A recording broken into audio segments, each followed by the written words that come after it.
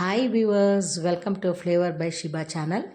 ಇವತ್ತು ಹುಳಿಯನ್ನು ಗೊಜ್ಜು ಮಾಡೋದು ಹೇಗೆ ಅಂತ ಹೇಳ್ಕೊಡ್ತೀನಿ. ನನ್ನ ಚಾನಲ್ನ ಯಾರು ಇನ್ನೂ ಸಬ್ಸ್ಕ್ರೈಬ್ ಮಾಡ್ಕೊಂಡಿಲ್ಲ ಅವ್ರು ದಯವಿಟ್ಟು ಮಾಡ್ಕೊಳ್ಳಿ. ಹಾಗೆಯೇ ಡೈಲಿ ನನ್ನ ವೀಡಿಯೋಸ್ನ ವಾಚ್ ಮಾಡ್ತಾಯಿರಿ.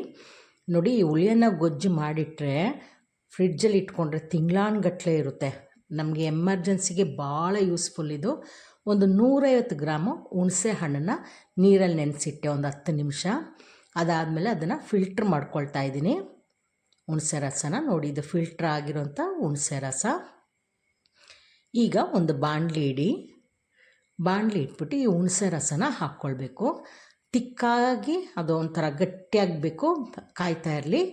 ಆಗ ಅದಕ್ಕೆ 1 ಚಮಚ ಅಚ್ಕಾರದ ಪುಡಿ ಮತ್ತು 1 ಚಮಚ ಧನಿಯಾ ಪುಡಿ, ಅರ್ಧ ಚಮಚ ಅರಿಶಿನ ಪುಡಿ, ಇದಿಷ್ಟು ಹಾಕಿದ್ದೀನಿ ಆಲ್ರೆಡಿ.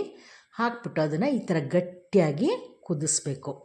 ಅದು ತಿಕ್ಕಾಗಬೇಕು, ಆ ನೀರಿನಂಶ ಎಲ್ಲ ಹೋಗಬೇಕು. ನೋಡಿ ಎಷ್ಟು ತಿಕ್ಕಾಗಿದೆ. ಜೊತೆಗೆ ಹಿಂಗು ಹಾಕಬೇಕು. ಹಿಂಗೆ ಹಾಕ್ಕೊಂಬಿಟ್ಟು ಅದನ್ನ ಚೆನ್ನಾಗಿ ನೋಡಿ ಈ ಥರ ತಿಕ್ಕಾಗಿ ಪೇಸ್ಟ್ ಥರ ಆಗ್ತದೆ. ಹಿಂಗಾಗಲಿ. ಇದಾದ್ಮೇಲೆ ಮಿಕ್ಸ್ ಮಾಡಿಕೊಂಡು ಜೊತೆಗೆ ಉಪ್ಪು ಹಾಕ್ಕೊಳ್ಳಿ. ರುಚಿಗೆ ಎಷ್ಟು ಬೇಕಷ್ಟು ಉಪ್ಪು ಹಾಕ್ಕೊಂಡು ಎಲ್ಲವನ್ನು ಮಿಕ್ಸ್ ಮಾಡಿ. ನೋಡಿ, ಸೇಮ್ ಪೇಸ್ಟ್ ಥರ ಆಗಿದೆ. ಈ ಥರ ಆಗಲಿ. ಈಗ ಅದು ಸಿಮ್ಮಲ್ಲೇ ಇರಲಿ. ಒಂದು ಬಾಣಲಿಲಿ ನಾನು ಒಂದು 4 ಸ್ಪೂನ್ ಎಳ್ಳು ಹಾಕ್ಕೊಂಡಿದ್ದೀನಿ. ಆ 4 ಸ್ಪೂನ್ ಎಳ್ಳು ಬಿಸಿ ಆಗಬೇಕು ಚೆನ್ನಾಗಿ. ಅದನ್ನು ಸಿಮ್ಮಲ್ಲಿ ಇಟ್ಕೊಂಡು ಫ್ರೈ ಮಾಡಿಬಿಟ್ಟು ಅದನ್ನು ಸಪ್ರೇಟ್ ತೆಗೆದಿಡಿ. ಒಂದು ಪ್ಲೇಟಲ್ಲಿ ಇಡಿ, ತಣ್ಣಗಾಗಲಿ. ಅಷ್ಟರಲ್ಲಿ ಮತ್ತೆ ಅದೇ ಬಾಣಲಿ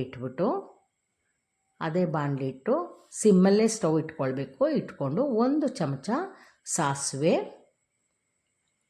ಟೇಬಲ್ ಸ್ಪೂನ್ ಇದು ಮೀನ್ಸ್ ದೊಡ್ಡ ಸ್ಪೂನು, 1 ಸ್ಪೂನ್ ಸಾಸಿವೆ, 2 ಸ್ಪೂನು ಜೀರಿಗೆ. ನೋಡಿ, 2 ಸ್ಪೂನು ಜೀರಿಗೆ. ಅದಾದಮೇಲೆ 1 ಸ್ಪೂನು ಮೆಂತ್ಯ. ಆಮೇಲೆ ಅದನ್ನು ಚೆನ್ನಾಗಿ ಬಿಸಿ ಆಗಲಿ. ಚೆನ್ನಾಗಿ ಒಂಥರ ಫ್ರೈ ಆದಂಗೆ ಆಗುತ್ತೆ. ಕಲರ್ ನೋಡಿ ಹೆಂಗೆ ಚೇಂಜ್ ಆಗುತ್ತೆ. ಮೆಂತ್ಯ ಕಲರು, ಜೀರಿಗೆದೊಂದು ಒಳ್ಳೆ ಸ್ಮೆಲ್ಲು, ಸಾಸಿವೆದು ಸ್ಮೆಲ್ಲು ಅದಷ್ಟು ಬರುತ್ತೆ ಫ್ರೈ ಆದಂಗೆ. ಈಗ ಮಿಕ್ಸಿ ಜಾರ್ಗೆ ಹಾಕ್ಕೊಂಡು ಈ ಎಳ್ಳನ್ನು ಹಾಕ್ಕೊಂಡು ತರಿಯಾಗಿ ಪೌಡ್ರ್ ಮಾಡ್ಕೊಳ್ಳಿ. ಆಮೇಲೆ ಈ ಹುಣಸೆ ರಸ ಇನ್ನೂ ಗಟ್ಟಿಯಾಗಿದೆ ನೋಡಿ. ಈಗ ಅದು ಅಚ್ಕಾರದ ಪುಡಿ, ಧನಿಯಾ ಪುಡಿ, ಉಪ್ಪು ಅದೆಲ್ಲ, ಅರಿಶಿನ, ಹಿಂಗೆಲ್ಲ ಹಾಕಿದ್ಮೇಲೆ ಗಟ್ಟಿಯಾಗಿದೆ.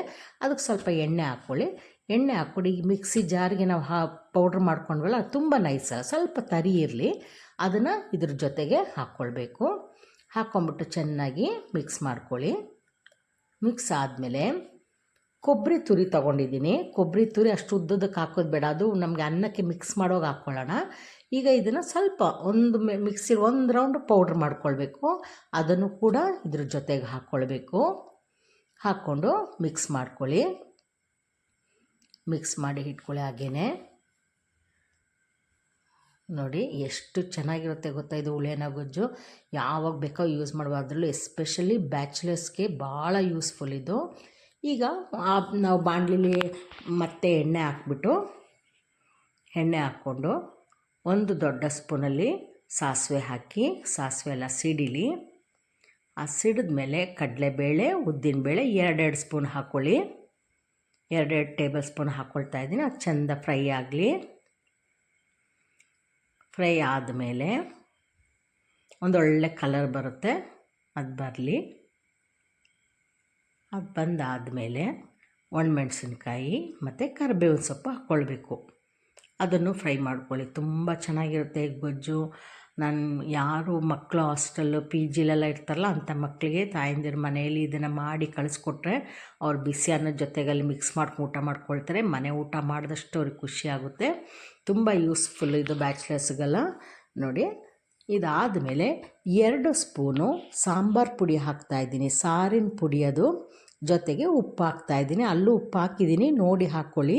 ಹುಣಸೆ ಗೊಜ್ಜಿಗೂ ಉಪ್ಪು ಹಾಕಿದ್ದೆ, ಅದಕ್ಕೆ ನೋಡಿ ಹಾಕ್ಕೊಳ್ಳಿ. ಇದಾದಮೇಲೆ ಈ ಒಗ್ಗರಣೆ ಪೂರ್ತಿ ಇದಕ್ಕೆ ಹಾಕ್ಕೊಳ್ಬೇಕು. ಅದು ನೋಡಿ ಡ್ರೈ ಆದಂಗೆ ಆಗಿಬಿಟ್ಟಿದೆ. ಹುಣಸೆಹಣ್ಣು ಗೊಜ್ಜು ಡ್ರೈ ಆದಂಗೆ ಆಗಿದೆ.